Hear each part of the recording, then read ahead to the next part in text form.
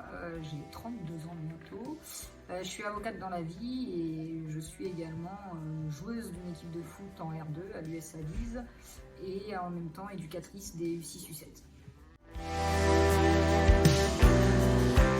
Alors au sein de l'équipe, justement, je suis capitaine de l'équipe, donc mon rôle c'est essayer de booster les joueuses, de leur donner confiance, voilà, d'essayer de tenir l'équipe, y compris lorsqu'il y a soit des mauvais résultats, soit des petites erreurs dans le jeu.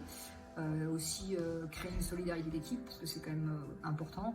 Faire en sorte que tout le monde se sente bien au sein de l'équipe et au sein du club.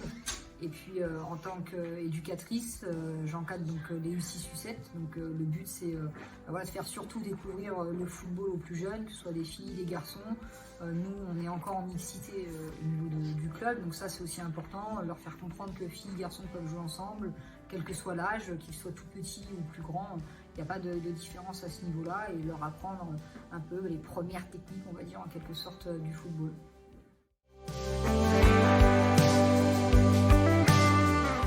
Alors j'ai commencé le foot assez jeune parce que j'avais un oncle qui avait à peu près mon âge et on cherchait un sport à faire ensemble. Et il y avait le foot qui était à côté, donc on s'y est mis tous les deux. Alors ça a été assez facile, je dirais, quand j'étais très jeune. J'ai commencé, je devais avoir 7-8 ans. Et par contre beaucoup plus compliqué au niveau de l'adolescence, parce qu'à l'époque le football féminin n'était pas énormément développé et à partir de U13, jusqu'à U13 on pouvait jouer avec les garçons en mixité.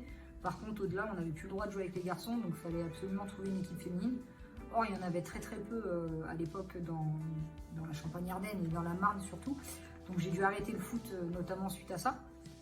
C'est vrai que c'était un peu frustrant parce qu'on se sent un peu exclu du sport qu'on aime, donc ça a été une période difficile.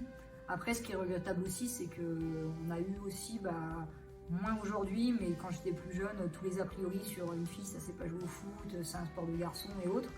Donc après la meilleure réponse qu'on peut leur apporter c'est sur le terrain, mais ça affecte quand même, surtout quand on est jeune.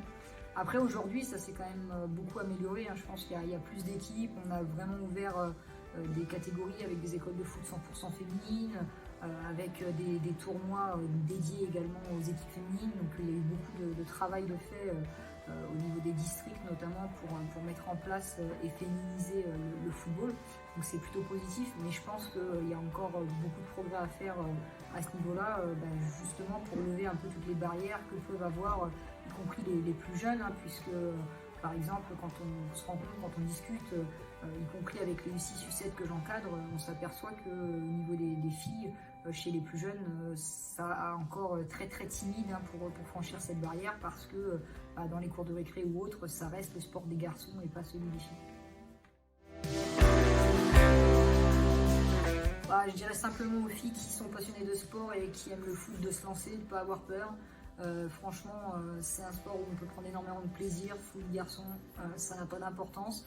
Et puis n'hésitez pas à venir essayer à l'US Avize, justement on recrute toutes les catégories et toutes les filles sont les bienvenues.